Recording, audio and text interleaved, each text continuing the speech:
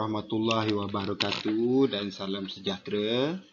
Baik, kita berjumpa lagi dalam subjek sains sains tahun 6. Okey, untuk minggu lepas awak dah belajar berkenaan dengan peraturan sebelum, semasa dan selepas menjalankan aktiviti di dalam makmal sains Baik, untuk minggu ni kita masuk unit baru unit baru iaitu unit 3 berkenaan dengan mikroorganisma.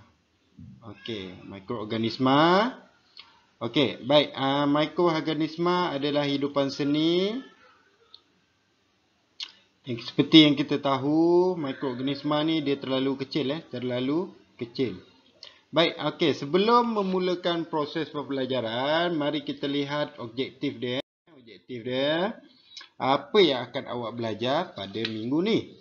Okey, kita lihat standard kandungan iaitu 3.1 mikroorganisma ialah benda hidup. Okey, kita tengok standard pembelajaran 3.1.1 di mana awak dapat mengenal pasti jenis mikroorganisma melalui pelbagai media. 3.1.3 mengitlak mikroorganisma ialah benda hidup dan kebanyakannya tidak dapat dilihat dengan mata kasar. 3.1.4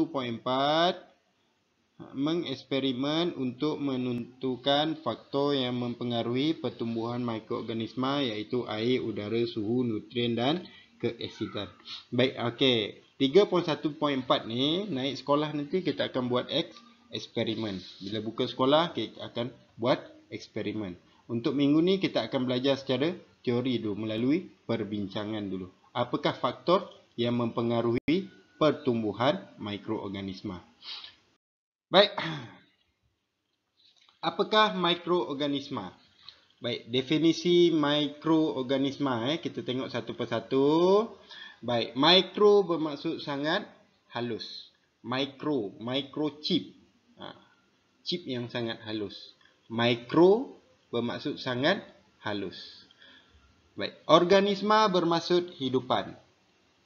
Okey. Mikro sangat halus, organisma bermaksud hidupan. Okey. Teruskan lagi. Baik, mikroorganisma bermaksud hidupan seni yang sangat halus dan tidak dapat dilihat dengan mata kasar. Maksudnya melalui mata awak ni awak tak boleh tengok mikroorganisma ni macam awak tengok burung, awak tengok kucing, tak boleh. Sebab mikroorganisma ni dia hidupan yang sangat halus. Awak perlukan beberapa alatan untuk melihat mikroorganisma ni. Halus sangat Dia tak dapat dilihat dengan mata. Kecuali ada beberapa jenis saja yang boleh dilihat dengan mata kasar. Tetapi kebanyakannya bukan semua. Kebanyakannya tidak dapat dilihat dengan mata kasar. Baik, seterusnya perlu menggunakan mikroskop untuk melihat mikroorganisma. Okey, ini adalah contoh mikroskop. Benda ni. Awak nak lihat mikroorganisma, kebanyakan mikroorganisma tak boleh lihat dengan mata kasar. Awak perlukan mikroskop untuk lihat. Dia sangat halus Mikroskop ni dia boleh melihat benda yang kecil. Awak boleh tengok bentuk mikroorganisma ni melalui mikroskop. Ini adalah mikroskop. Boleh ingat bentuk mikroskop ni? Kena ingat ni. Jangan awak keliru. Mikroskop, stetoskop, teleskop, binokular awak keliru dah. Apa benda tu? Tahun 5 awak dah belajar apa itu mikroskop. Teleskop, periskop. Ni adalah mikroskop untuk melihat mikroorganisma atau benda yang sangat halus. Okey, itu adalah definisi mikroorganisma.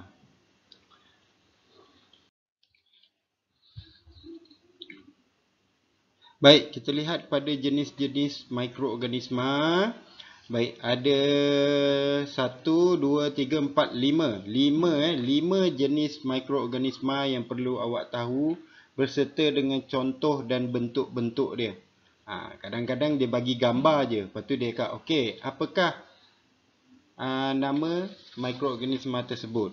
Okey, mikroorganisma tersebut terdiri dalam jenis yang mana. Jadi, dalam unit ni awak perlu tahu nama dia, gambar dia, bentuk dia dan dia dari jenis yang mana. Tiga perkara ni awak wajib tahu. Okey, kita lihat satu persatu. Dalam buku teks pun ada. Dia ada bagi contoh gambar, jenis dan bentuk dia.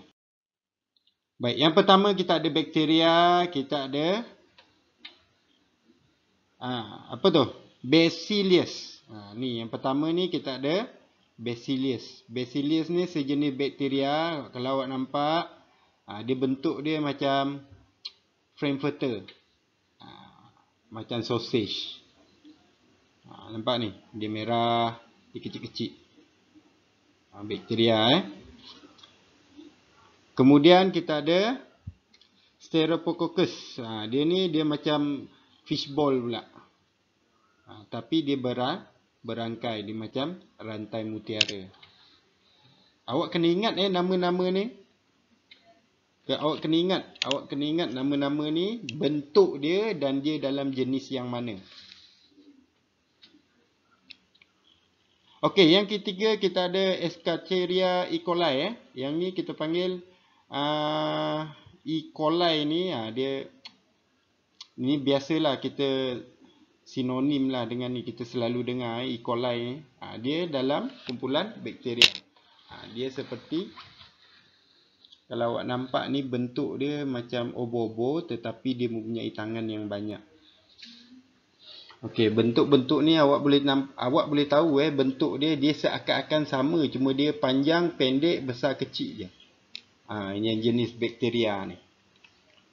Dia ada 3 Kemudian kita ada jenis yang kedua. Okey, protozoa. Kita ada paramecium. Paramecium dia lonjong. Dia lonjong. Kemudian kita ada amoeba. Amoeba ni dia sama je macam paramecium, tapi dia mempunyai banyak tanduk. Dia ada jari-jari dia sikit, dia ada tompok-tompok dia sikit. Kalau awak tengok bentuk dia, awak tahu ini protozoa. Yang ni bakteria. Cuma nama-nama dia tu lah awak takut awak keliru. Paramecium macam mana bentuk dia, amoeba macam mana bentuk dia. Yang ketiga, kita lihat pada jenis yang ketiga. Okey, yang ketiga kita ada virus. Kita ada virus HIV, kita ada virus influenza. Okey. Baik, awak tengok virus dia sama je bentuk dia, tinggal lagi dia punya rambut tu tajam atau tidak je.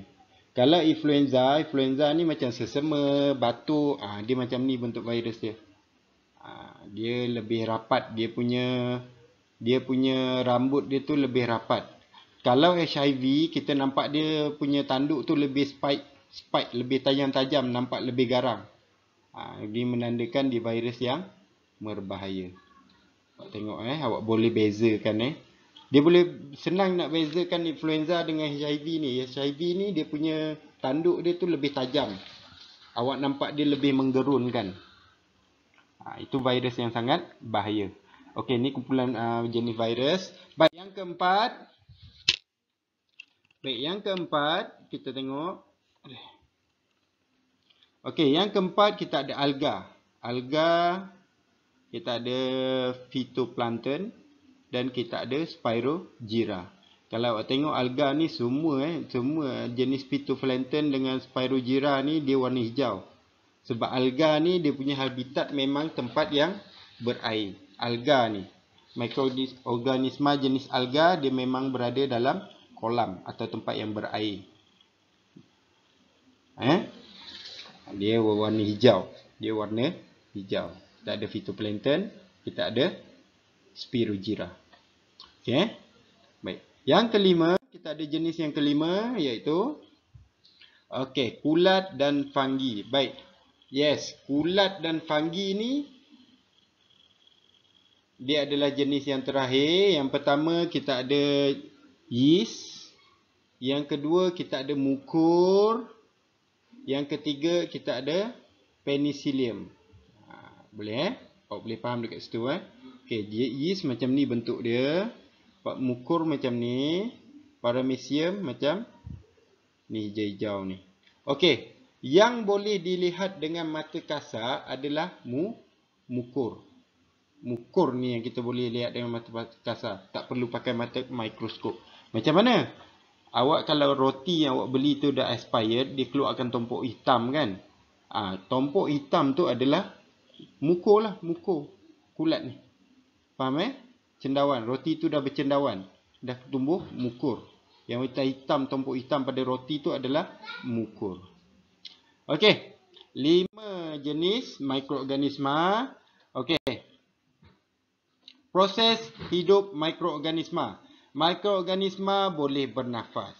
Mikroorganisma boleh bergerak. Mikroorganisma boleh bertumbuh. Awak tengok ciri-ciri ni, awak dah tahu mikroorganisma ni adalah benda hidup. Dia hidup. Dia bernyawa. Dia boleh bertumbuh jadi banyak. Contoh bertumbuh ni, roti awak yang dah expired tu, hari ni tompok hitam dia sikit je. Esok bertambah lagi tompok hitam tu. Lusa lagi banyak tompok hitam. Tu dia bertumbuh tu, dia berkembang atau membiak. Bernafas. Bernafas sebagai contoh bernafas ni ya awak buat kuih donat guna yeast, betul? Yeast adalah mikroorganisma. Awak tengok mak awak tu buat kuih donat. Buat kuih donat. Lepas tu sebelum dia menggoreng tu, dia letak yeast tu, dia akan tutup dulu kan. Bagi kuih tu kembang. Maksud ada udara. Ada udara dalam dough yeast, dough kuih donat tu. Udara tu menunjukkan, udara yang terperangkap tu menunjukkan yeast tadi dia bernafas dalam dough tu. Macam awak buat roti roti mula lepeh je, dia kembang kan, kemudian kembang. Kembang tu disebabkan oleh yeast yang digunakan untuk buat roti tu jadi kembang. Yeast tadi dia mengeluarkan gas, mengeluarkan udara untuk bernafas. Jadi lagi banyak yeast yang awak gunakan, lagi lembut roti awak. Faham Nanti kita akan buat eksperimen menggunakan belon. Kita akan tengok nanti macam mana dia bernafas. Kita akan bancuh dan kita akan tengok belon awak tu kembang dengan sendiri. Sebab yeast tu dia membebaskan gas udara. Mikroorganisma bergerak. Macam mana bergerak? Awak tak nampak dia bergerak kan? Yes, dia bergerak. Dia akan berpindah. Contoh roti yang kepingan yang atas ni dah expired. Dia akan pindah ke roti yang bawah. Sama juga macam sayur ataupun buah yang dalam peti ais tu. Buah yang pertama rosak, dia akan pindah ke buah yang lain pula. Dia bergerak Dia akan sentiasa bergerak. Itu contoh yang ringkas lah. Nanti kita buat eksperimen berkenaan proses hidup mikroorganisma ni.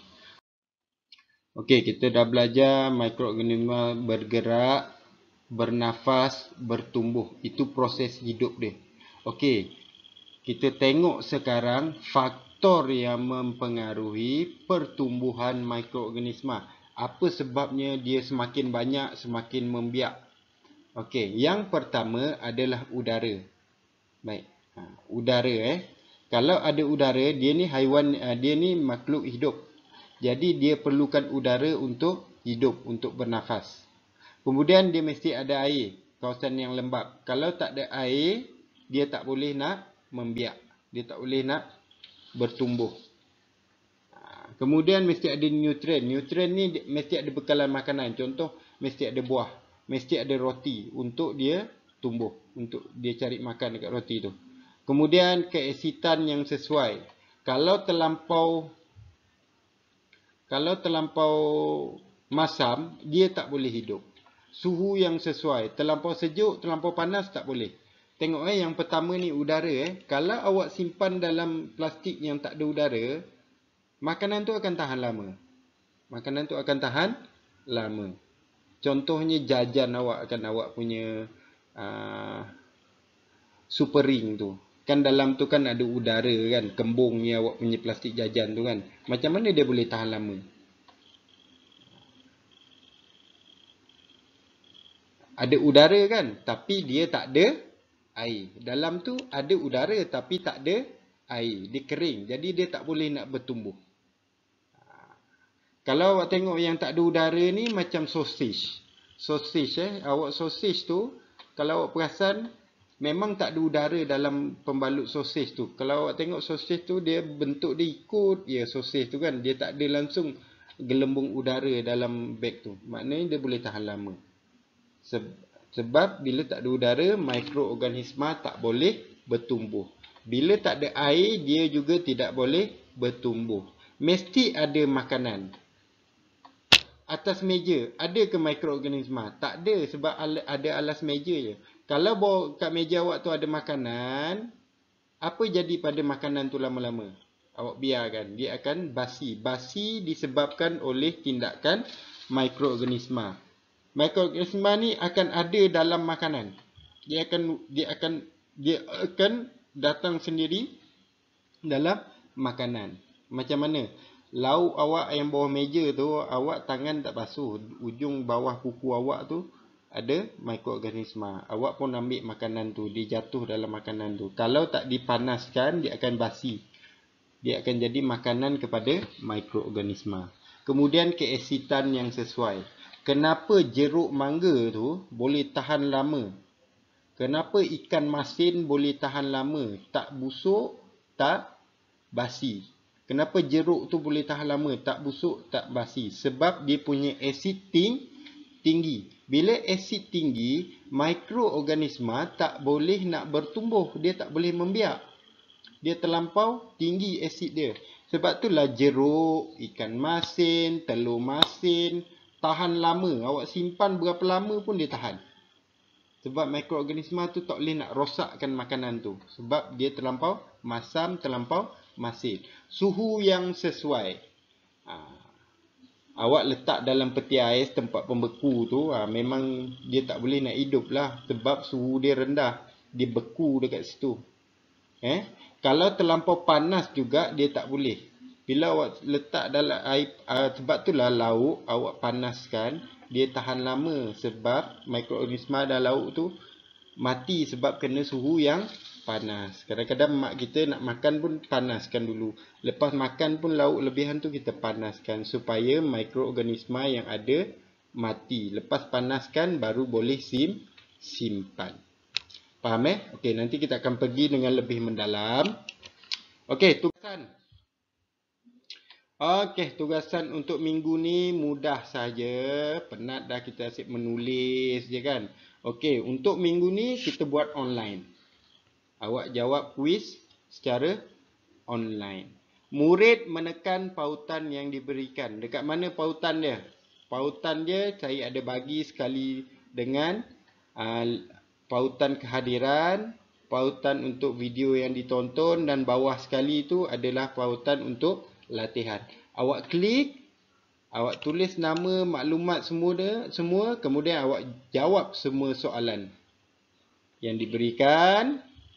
Kemudian bila dah jawab, awak lihat skor yang awak peroleh, catatkan, kemudian berikan kepada saya untuk saya rekodkan dalam borang PBD awak. Faham Okey. Bila dah catat, awak serahkan skor yang awak dapat kepada saya dalam bentuk dan melalui WhatsApp ataupun Telegram. Saya buat macam tahun lepas lah. Saya akan letak list nama berapa skor yang dapat. Nanti sambung je lah, tak ada masalah. Boleh Okey, mudah saja. Baik, okey, itu saja untuk minggu ni. Kita akan jumpa lagi pada minggu depan dan pada bulan 3 nanti kita akan mula bersemuka dan kita akan buat beberapa eksperimen yang tertangguh. Okey, itu saja. Sekian, terima kasih.